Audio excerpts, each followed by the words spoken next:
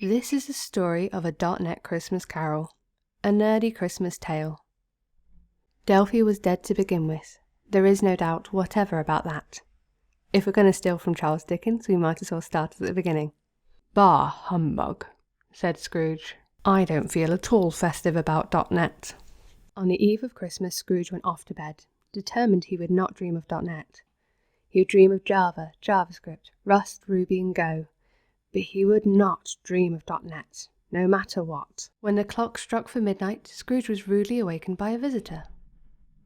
Bong! Went the clock. Scrooge saw a glint of silver. Could it be? It looks like you're thinking of doing .NET development.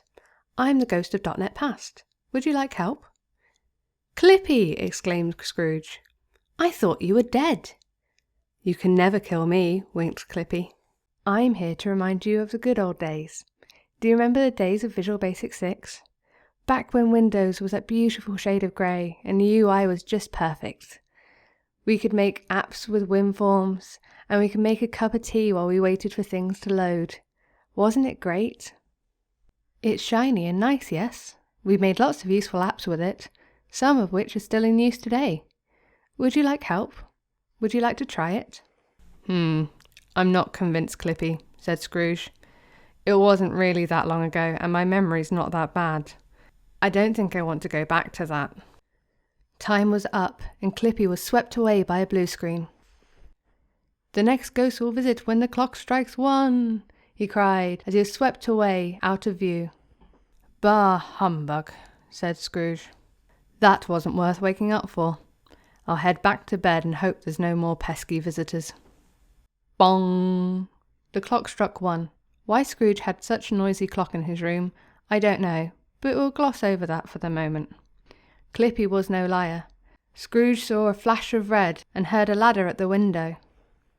A head bobbed up at the window. I am the ghost of .NET Present. It was Scott Guthrie. Gosh and golly, cried Scrooge. I didn't expect to see you here. I'm here to tell you that the present of .NET is looking really festive. First of all, .NET is now cross-platform compatible. What this means is that you don't need to run off of Windows OS. You can run .NET anywhere. Off Linux, in AWS, off a Raspberry Pi. You don't need to be limited by anything. Also, .NET Core has lots of great performance improvements, which means your code can now run faster. To add to this, Microsoft is now open source. This means not only can you see the code that's responsible for the tools that you use, but also you can contribute to anything in the Microsoft ecosystem. You can raise bugs, you can write code for the tools that you love. All of it is transparent, all of it is open source, all of it is free to see. To add to this, the CLI, the command line interface, is awesome. With a simple .NET New, you can be up and running with an app in no time. You can even add your own commands for the CLI.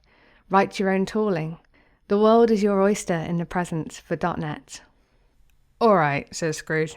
This doesn't totally suck. It sounds like .NET today is pretty good. You're starting to change my mind. Great, said Scott. In that case, my work here is done. He shuffled down the ladder with a ho ho ho, and when he got to the bottom, he cried up to the window, Your next visitor will come when the clock strikes 2. I've had enough of all of these visitors, yawned Scrooge. Back to bed. Hopefully I won't get disturbed again. But there was no chance of Scrooge not being disturbed with such a noisy clock in his room. Bong! The clock struck for 2. He heard a rustle at the curtains and heard a faint hee-hee-hee. Scrooge looked over to the curtain to see what was causing such a disturbance. And there he saw David Fowler. I am the ghost of .NET Future, he said. How long have you been behind my curtains? Said Scrooge. You don't want to know, said David.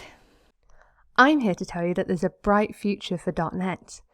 First of all, let's discuss .NET 5, .NET 6 and the future versions. These versions will be coming out each November in an incremental fashion.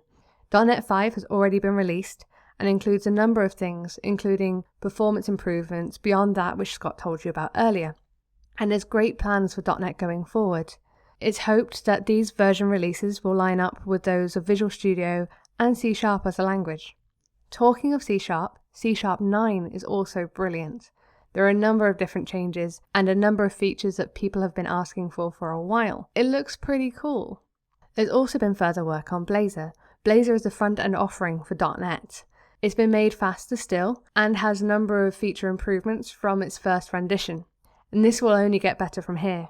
Talking of, there are a number of different projects that are coming out, including Thai, Maui, which is a mobile offering, and more, hopefully bringing us to a one.NET, being able to write .NET anywhere for anything.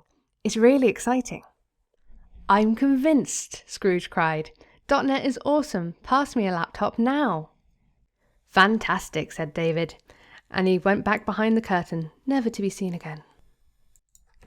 Merry Christmas, one and all, said Scrooge, as he typed away, learning all the .NET he could. And that brings us to the end of our Christmas tale. Merry Christmas, everyone, and happy hacking.